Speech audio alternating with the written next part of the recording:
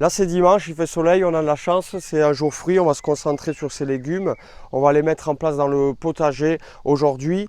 Ce qui est bien avec ces légumes, c'est qu'ils vont produire énormément, ça va nous permettre d'avoir beaucoup de nourriture. Ce qu'on fait là, c'est qu'on va les implanter dans différentes parcelles et c'est des légumes assez gourmands en général, tous ces légumes sont assez gourmands. Par contre, on a aussi des haricots qu'on va semer. Les haricots, ça c'est des plantes qui n'ont pas besoin d'une terre fertilisée. Vous savez, c'est de la famille des légumineuses et fabacées. On va regarder un peu les différentes plantes qu'on va mettre en œuvre ici. On a d'abord ici des aubergines. Je vais mettre en place des aubergines blanches et des aubergines à la couleur un peu noire. On a deux types ici d'aubergines. On a des aubergines simples et des greffées. Les aubergines greffées, en fait, l'avantage de la greffe, c'est que ça permet de produire plus tôt dans la saison. C'est une plante, elle, qui prend un peu de temps à se lancer. On peut avoir une productivité assez tardive. Le fait de l'avoir greffée, en fait, on va avoir des fruits plus tôt et gagner du temps. Ici aussi, on va implanter des tomates. Les tomates, bien sûr, on les met avec les œillets d'Inde pour lutter contre les nématodes, des petits vers qui peuvent attaquer les racines. Aussi, on peut mettre du basilic au pied des tomates. Là, on a du physalis, le physalis ou amour en cage. C'est une plante qui va faire un buisson et on n'a pas besoin d'entretien dessus. Elle va produire des petites baies oranges excellentes.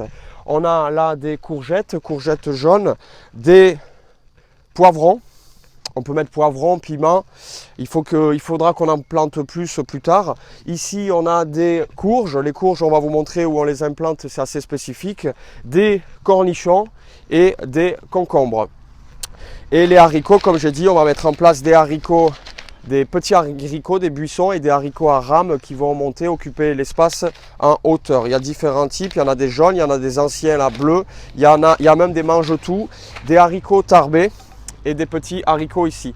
On a aussi, là c'est plutôt un légume feuille, du chou kale qu'on va implanter. J'avais découvert ça au Québec, ils en utilisent beaucoup au Québec, ils le mangent, ils le font griller au four et ils mangent ça à l'apéritif. Voilà, c'est parti, on y va. Je mets les cornichons, j'ai une densité de plantation de 60 cm à peu près, le sol est meuble, j'y mets ma plante à l'intérieur de mon trou et j'ai mis un support juste au dessus. On a mis un support qui va nous permettre de les guider, de les faire monter dessus.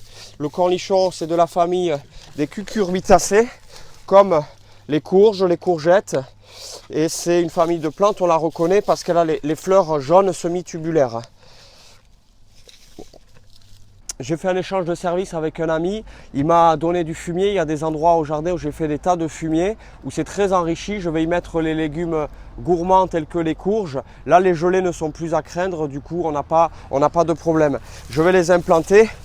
Une fois mis en place, on fera les récoltes plutôt à l'automne. C'est des récoltes très abondantes. Et c'est une plante qu'on fera courir sur le mur derrière, ça permettra d'optimiser l'espace et de ne pas utiliser l'espace du jardin et de plutôt la faire courir à l'extérieur pour qu'elle ait bien le soleil aussi.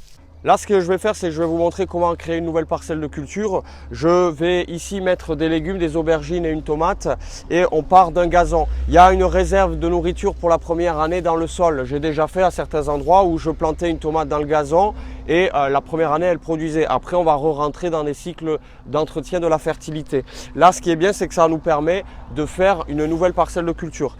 Alors, tout simplement, je vais juste faire les trous, je vais en mettre 3 là, une aubergine là et une tomate. Je vais juste, bon bien sûr je suis pieds nus donc je fais hyper gaffe à la fourche. L'objectif ça serait pas de se mettre un pied en l'air quoi. Donc je fais juste les trous pour mon légume pour l'implanter. Je vais juste faire ça.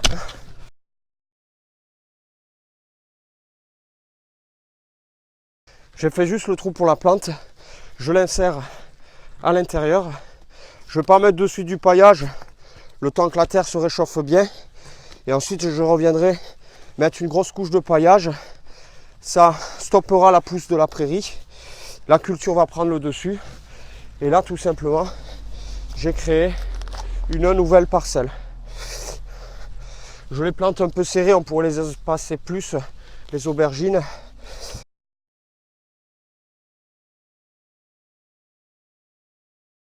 La tomate, je la plante un peu serrée aussi, mais je vais la faire partir derrière. Je vais l'entremêler avec la vigne. Ça va optimiser une fois de plus. Voilà une nouvelle parcelle de culture tout simplement créée. Mettre des tomates à différents endroits permet de limiter la propagation des maladies et de perdre toutes ces tomates si elles sont au même endroit. Ici, je vais mettre les courgettes. Je préfère en mettre 3 avec une densité de plantation de 1 mètre environ pour qu'elles puissent bien se développer et 3 pour qu'elles puissent se polliniser entre elles et avoir une meilleure production. Là, c'est des courgettes jaunes, les courgettes jaunes. Le sol est assez réchauffé, on va mettre en place les haricots. Je vais mettre les haricots grimpants en poquet, c'est-à-dire plusieurs graines dans un petit trou à environ 2 cm de profondeur, 4 à 5 graines tous les 20 cm. On a ici plusieurs sortes de haricots, des anciens bleus, des jaunes et des haricots tarbés. On a aussi des mange-tout. Là, on a des haricots, des petits haricots qu'on va disposer aussi en poquet, en ligne, à 2 cm de profondeur, des poquets tous les 20 cm à peu près, 3, 4, 5 graines. Ici, on mange des fèves, elles sont en place. On va en parallèle développer l'autre culture et mettre les haricots grimpants ici. On a 3 treillis qu'on a fait pour les faire monter en hauteur avec un espacement de 1 mètre à 1 mètre 20 environ entre les treillis. On va mettre une variété par ligne. Ici, on a marché, on a tassé en implantant la treille qui est juste au-dessus. Du coup, je décompacte légèrement à la fourche bêche à l'endroit où on va mettre les haricots. Alors là, je vais semer cette ligne avec une variété. Je prends à peu près par trou de 3 à 5 graines comme j'ai dit tout à l'heure. J'ai décompacté légèrement. Je vais mettre tous les 20 cm des graines.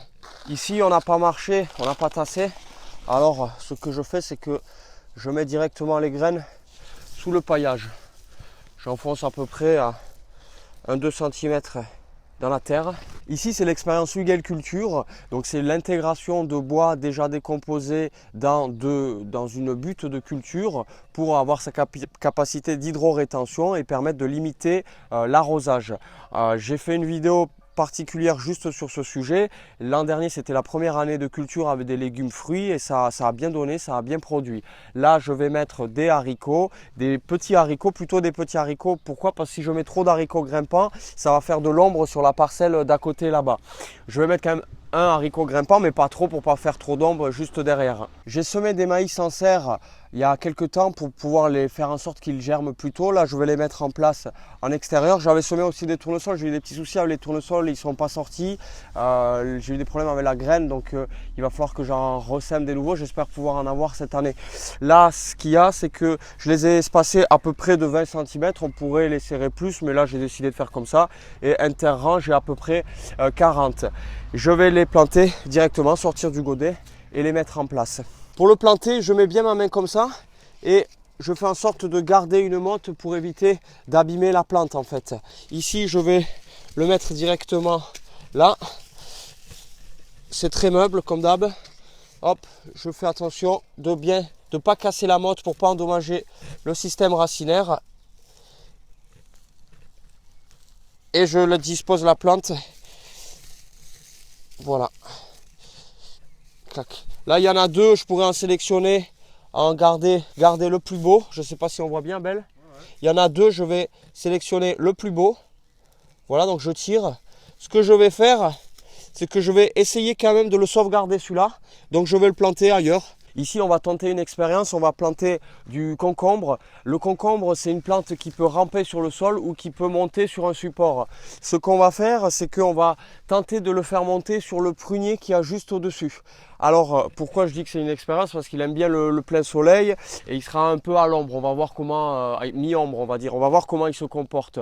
On va le faire grimper pour faire en sorte d'optimiser l'espace. Si ça marche, ce sera nickel. On aura au même endroit production de prunes plus de concombres.